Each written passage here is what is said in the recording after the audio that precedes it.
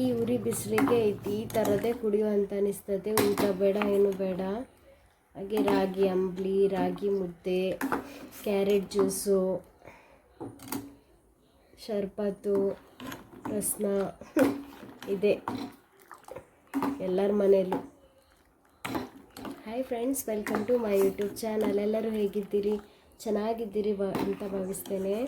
ನೀವು ಸಹ ಈ ಥರ ಮಾಡ್ತೀರಲ್ಲ ಈ ಸೆಕೆಗೆ ಜ್ಯೂಸು.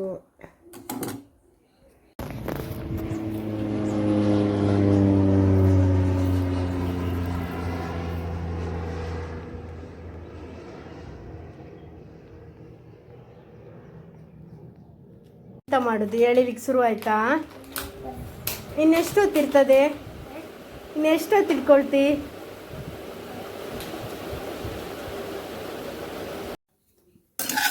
ಎಳ್ಳು ತಂದಿದ್ರು, ಹಾಗೆ ಎಳ್ಳನ್ನು ಹುರ್ಕೊಂಡು ಕಡ್ದು ಎಳ್ಳು ಜ್ಯೂಸ್ ಮಾಡಿದ್ದೆ.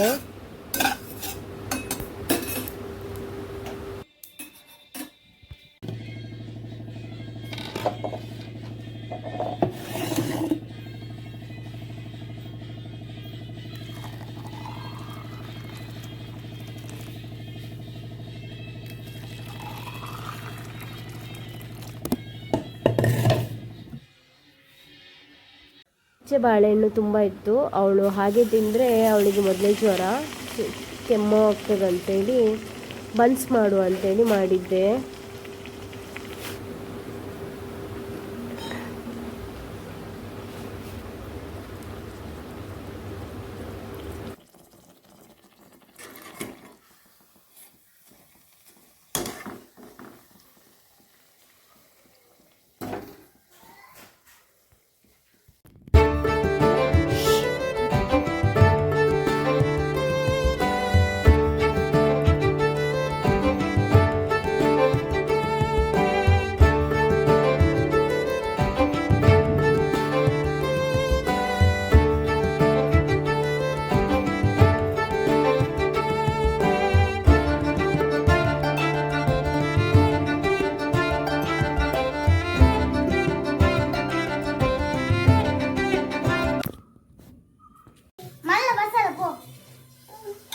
ಮಲ್ಲ ಬಸಳೆ ಬನ್ನಿ.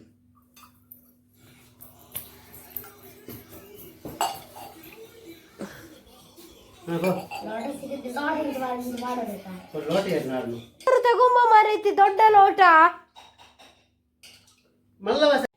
ನೋಡಿ, ರಜೆ ಬಂದರೆ ಇದೇ ಕಿತಾಪತಿ. ಇನ್ನು ಏಪ್ರಿಲ್ ಮೇ ಇದೆ ನೋಡಿ, 2-3 ಚಯರನ್ನು ಅಡ್ಡ ಹಾಕ್ಕೊಂಡು ಅದರ ಮೇಲೆ ಪಿಲ್ಲೋ ಇಟ್ಟು, ಯಪ್ಪ ದೇವರೇ.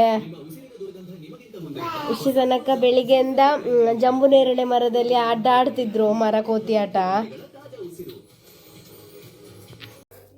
ಥ್ಯಾಂಕ್ಸ್ ಎಲ್ಲ ಮಾಡಿದ್ರಲ್ಲ, ಹಾಗೆ ಸ್ವಲ್ಪ ಜ್ವರ ಇತ್ತು ಅವಳಿಗೆ. ಸೊ ದೃಷ್ಟಿ ತೆಗೆಯುವ ಅಂತೇಳಿ ಒಬ್ಬರೆಲ್ಲ ಹೇಳಿದರು, ತುಂಬ ಚೆನ್ನಾಗಿ ಮಾಡಿದ್ದಾಳೆ, ಹೋಗಿ ದೃಷ್ಟಿ ತೆಗೀರಿ ಅಂತ. ಹೀಗೆ ಹೇಳಿದ್ರೆ ಗೊತ್ತಿಲ್ಲ, ಅದರ ನೆಕ್ಸ್ಟ್ ಡೇದಿಂದ ಜ್ವರ, 2-3 ದಿನದಿಂದ ಜ್ವರ ಇತ್ತು.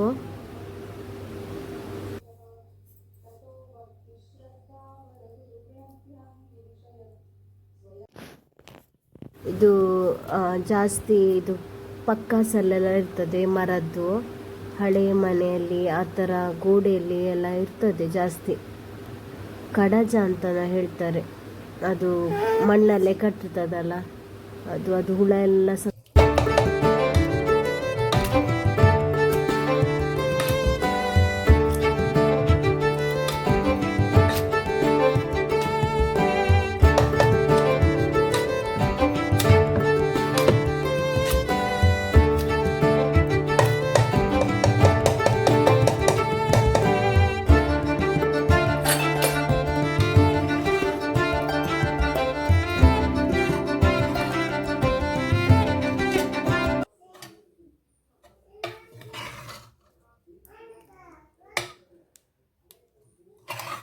ಕ್ಯಾರೆಟ್ ಜ್ಯೂಸ್ ಮಾಡೋಣ.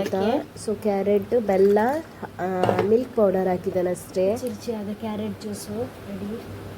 ಮೇಲ್ಗಡೆ ಸ್ವಲ್ಪ ಗೋಡಂಬಿ,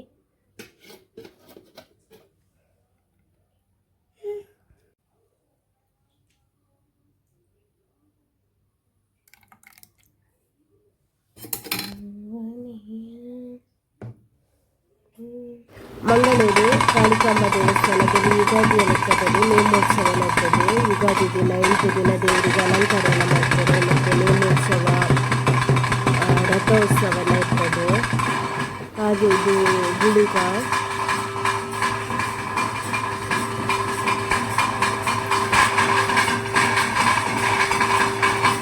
ಮತ್ತು ನಮ್ಮ ಇದು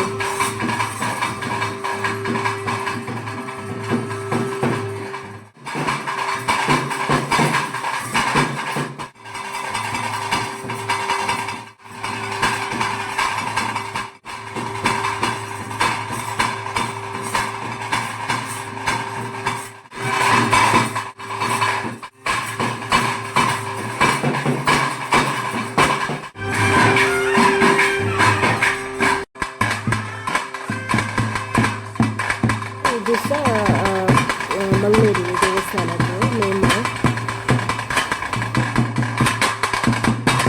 ಇಲ್ಲಿಗೆ ಬಂದು ನಮ್ಮ ದೇವಸ್ಥಾನದಲ್ಲಿ ಹರಕೆ ಲೆಕ್ಕದಲ್ಲಿ ರಂಗಪೂಜೆ ಮತ್ತು